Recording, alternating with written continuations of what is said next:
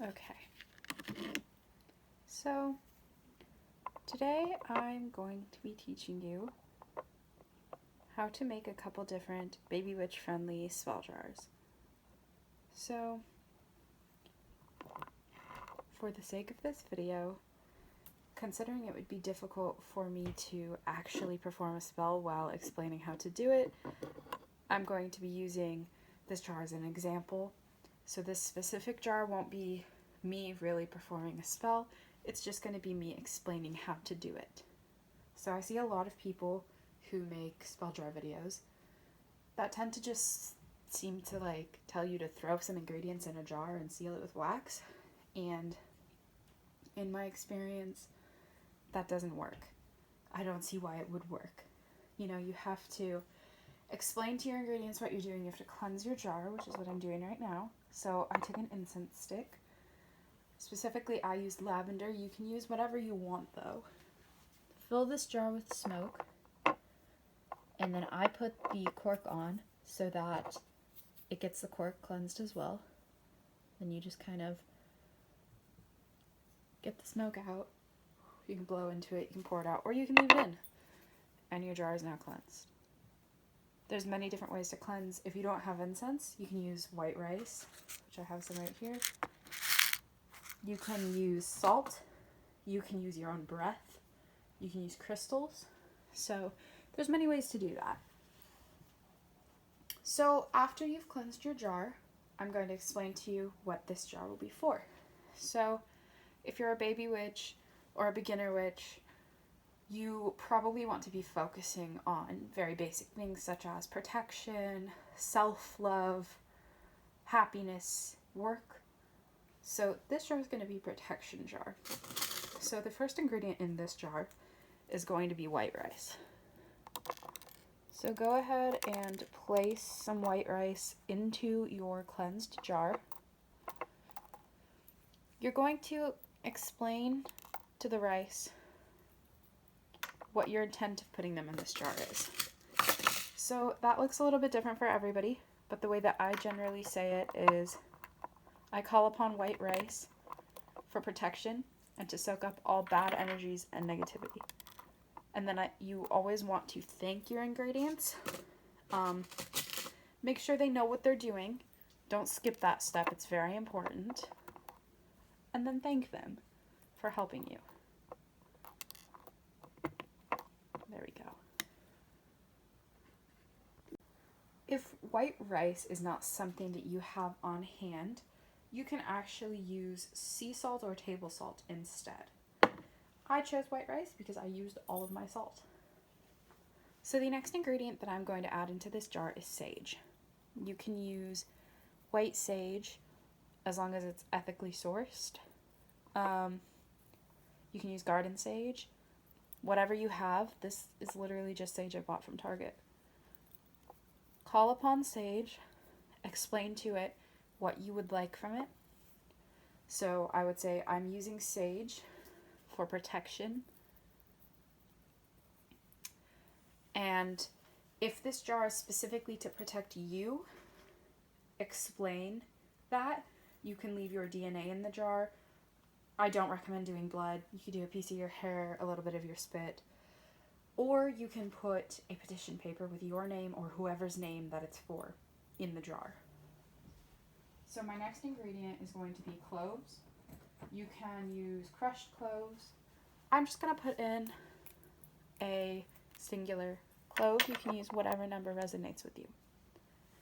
So I would say I call upon clove for protection, both psychic protection and physical protection. Cloves, in my experience, are really good for kind of like psychic awareness, and since they are protective as well, I can use them for psychic protection. I'm next going to add cinnamon. I have cinnamon sticks. You can use powdered cinnamon if that's what you have. So I call upon cinnamon for boosting this spell. Cinnamon is a great boosting herb. It can boost all of your spell work. But on top of that, cinnamon is a protective herb, so you can use it for protection in this spell as well. And make sure you're thanking your ingredients as you go.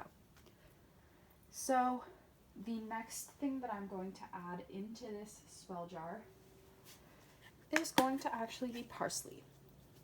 So parsley is something I'm kind of unsure of how protective it really is, but according to the sources that I've checked, it's a protective herb. So I'm going to add it to my jar and explain that you are using it for protection.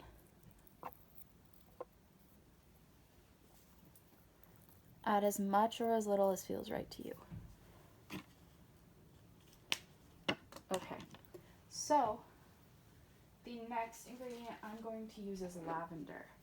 Lavender is a very calming and peaceful herb. It can be used for cleansing and preventing negativity from entering your life. It's a wonderful herb for protection, in my opinion, because of how many peaceful properties it has. So you can skip out on using lavender for rose petals, since they will replace any flower. And you can skip out on any herb for using rosemary. So hopefully that's helpful to those of you who may not have all of these ingredients. So I'm going to add some crystals. If you don't have these crystals, you can replace them with clear quartz. If you don't have any, don't use any. So I'm going to add red jasper chips. Oops, I dropped it. I call upon red jasper for protection and grounding. And then I like to add a little crystal booster, in my opinion, which I use green aventurine to boost my spells because it's a very nice crystal for manifesting and luck. So I'm as well going to add in a clear quartz to amplify all of the ingredients. And then the next step is to put the cork in your jar. So the next step is going to be to light a candle. I've chosen the color black for its protective properties. You can as well use white, gray, brown, purple, or whatever other color you find best for protection. So I have that candle sitting there so that the wax can start to melt. And so next what I do is extremely important. So I have some crystals with me, such as this blue lace agate and this piece of serpentine, which is too big to even fit on camera.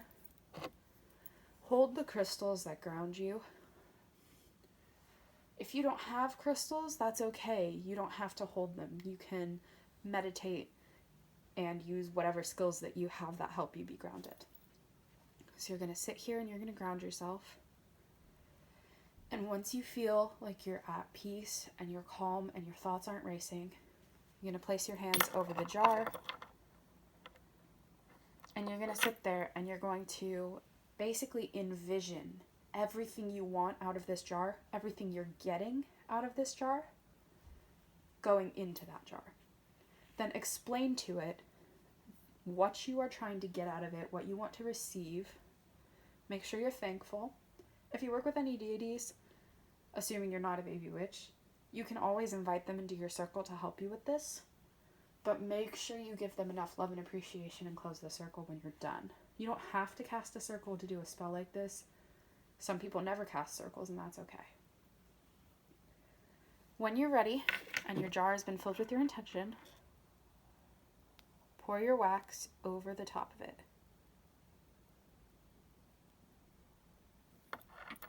Just like that.